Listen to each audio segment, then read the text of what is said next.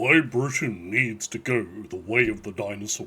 And what I'm going to do is present to you an argument grounded in Martin Georg Hegel, or as I prefer to call him, George Hegel.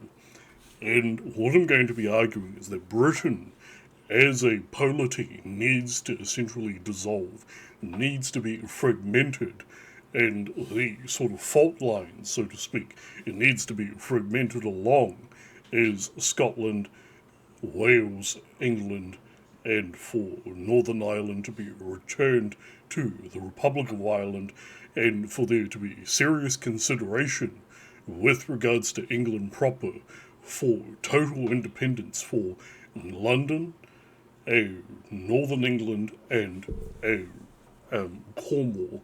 And so that is the argument that I'm going to be presenting. It is an argument grounded in Martin George Hegel. So here is my argument. Number one, Britain as a historical synthesis. So in the philosophy of Martin George Hegel, political entities are not immortal bodies.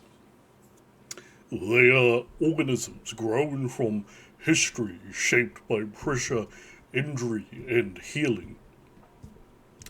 A political body forms like scar tissue over older wounds. Number two, but every body carries with it fault lines in its bones, tensions in its muscles that eventually strain and tear.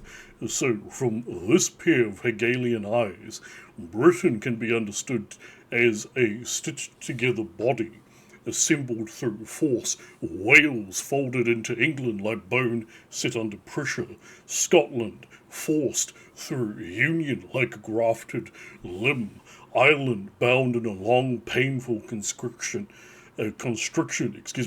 more like a wound than a union, not a naturally grown organism, but a body assembled through surgical imposition, organs forced to share one ribcage.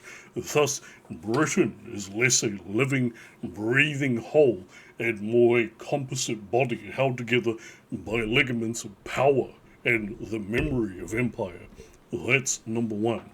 Number two, the state must express ethical life, Sittlichkeit. So, for Martin Hegel, a true state is not just a skeleton, it must be a living body with blood circulating freely, organs working in harmony, a shared nervous system of meaning and recognition. If that unity fails, the body becomes numb in places, inflamed in others, increasingly dependent on force, like a jaw clenching instead of speaking. Applied here, Scotland, Wales, Ireland, England, Cornwall, the North, and London, each has its own pulse, its own metabolism, its own internal rhythm. If these cannot beat in sync, then the body is not whole. It is a cluster of organs sharing skin, but not spirit. So the argument becomes Britain is a body whose organs no longer share the same bloodstream, more of a host than a harmony.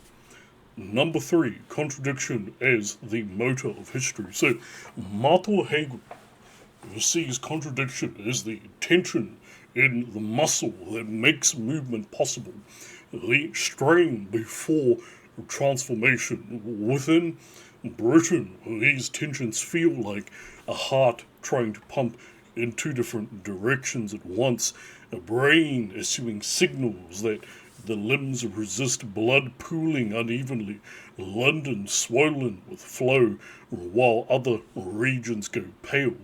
These contradictions are not superficial. They are structural fractures in the bones, misfires in the nervous system, competing rhythms in the body's internal clock. From a Martin Hegel pair of eyes, this is not just discomfort, it is a body under stress approaching a breaking point.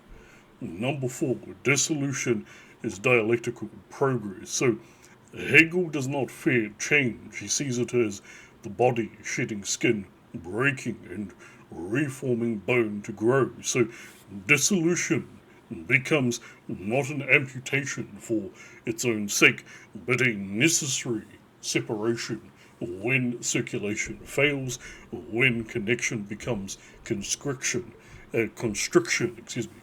In this frame, Scotland, Wales, England, and a reunited Ireland become bodies reclaiming their own nervous systems. Cornwall, Northern England, London, potentially organs that no longer wish to be governed by a distant brainstem. Thus, dissolution is not death, it is metamorphosis. The body reorganizing itself so that life can flow properly again.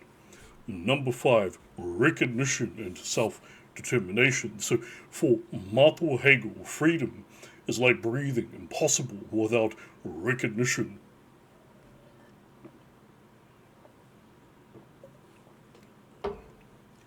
A being must feel its own voice in its throat, its own tongue shaping its words, its own lungs filling without obstruction.